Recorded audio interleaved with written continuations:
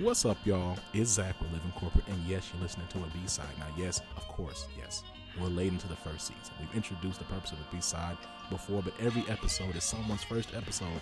So for our new folks, B-sides are essentially random shows we have in between our larger shows. These are much less structured and somehow more lit, that's right, more lit than our regularly scheduled shows. Sometimes they're discussions with the hosts we have, extended monologues, or maybe just a chat with a special guest.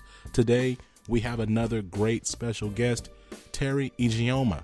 Teri is an educator turned real estate agent turned MPO executive turned educator again turned real estate agent again turned full-time investor. That's a lot of switches. Today, Teri travels the world and invests from the comfort somewhere near the last postcard that you got. Teri, welcome to the show. How are you doing? I'm great. How are you? Thanks for having me. Thank you for being here. So I know you love traveling. What are some of your favorite cities?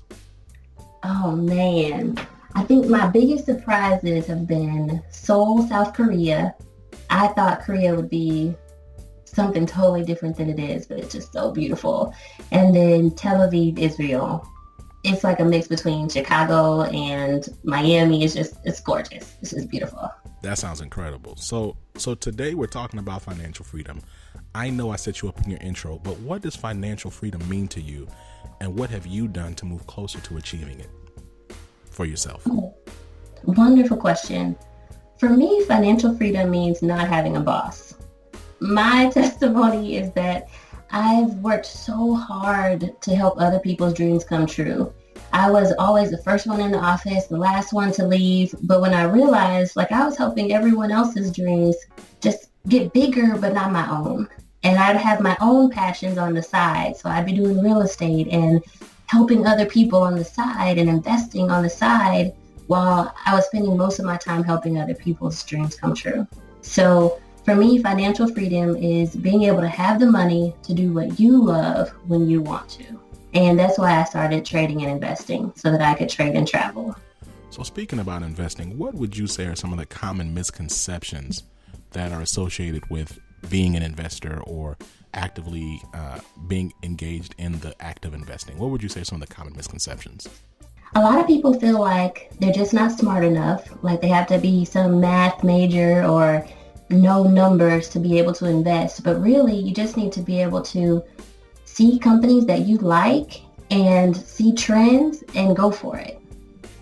Another big misconception is that you have to have a lot of money, but I think that you should learn the skill when you don't have money, so that as you do get more income, that you can learn how to make it multiply as it comes in. Those are probably the two biggest ones that I see a lot. People just being scared or thinking they don't have enough money to start. Okay, now I'm not trying to give your sauce away, right? But if you had to give 3 tips for how folks interested in investing should get started, what would they be?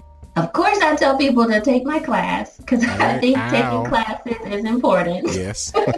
I've been trading 8 years, and the first 7 years, I can honestly say I was just trying to do it on my own and losing money. It wasn't until I took classes and went to school that it actually started growing and becoming something that I can truly live off of. So I think education is important. Another thing is pick good companies. A lot of people want to invest in penny stocks and things that aren't really that good of a company. You really make money when you invest in value companies that can give you good returns. And we do have a class on that too, like how to pick good companies. And then I think the next part is being able to protect your portfolio. I hear so many stories of people who blew up their accounts because they made this big investment that they thought would be the best thing, and then it went down and now they don't have any money left. So I think you need to learn how to protect your portfolio. Like, did you know you can actually put orders in that will get you out of a trade if it goes down? Like, you can automate that so that you can go to work and don't have to think about it. So I think being able to protect your portfolio is important too.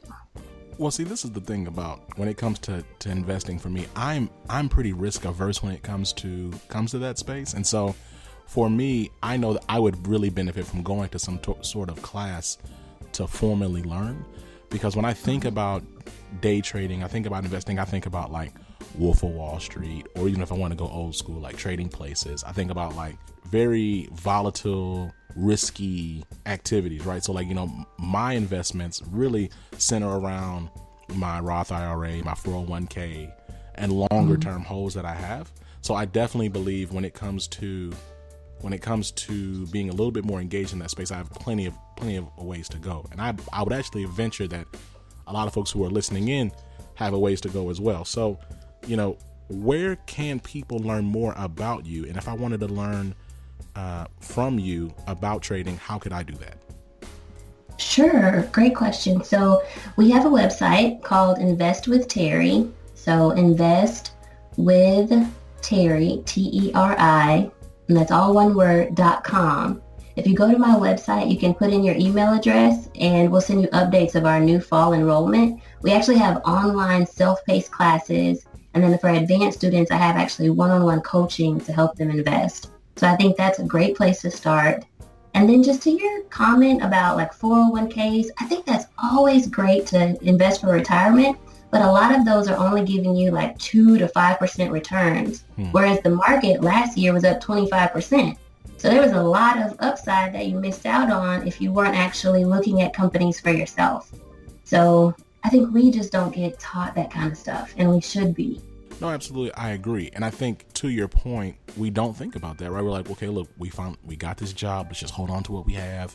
We're not necessarily trying to put ourselves out there and really overextend or expose ourselves more than we feel like we need to. But to your point earlier, when you were talking about financial freedom and really being in a position to not have to work for somebody else, what you're talking about speaks to a certain level of intentionality, right? And effort, because it's easy. Right, and I'm not again. I have a 401k and I have a Roth IRA. I'm not shaming people who are in that bucket who's like, I'm just going to invest in these spaces. It's just that to really get to that next level of financial independence, it's going to take a certain level of intentionality on an individual level, right? Exactly. So this has been a great discussion. Before we go, do you have any shout outs, any parting words of wisdom? Thank you so much for letting me come on the show. I just tell people to take risk. Like, you won't be able to get to a higher level if you never take risk. So invest in anything, just something. Take a risk and you'll do better. This has been great. So this is what we're going to do. We're going to make sure that we have all of your information in the show notes, and we'll shout you out to make sure folks sign up. Guys, people, if you listen to this, make sure you at least give Teri's info a look.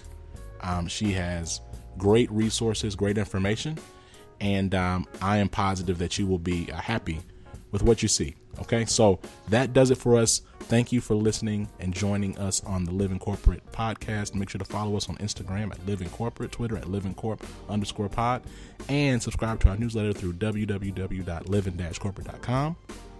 If you have a question you'd like for us to answer and read on the show, make sure you email us at livingcorporatepodcast@gmail.com.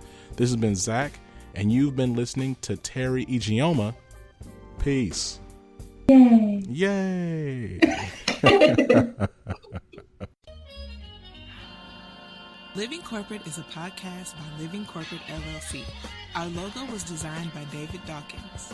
Our theme music was produced by Ken Brown. Additional music production by Antoine Franklin for Musical Elevation. Post-production is handled by Jeremy Jackson. Got a topic suggestion? Email us at livingcorporatepodcast@gmail.com.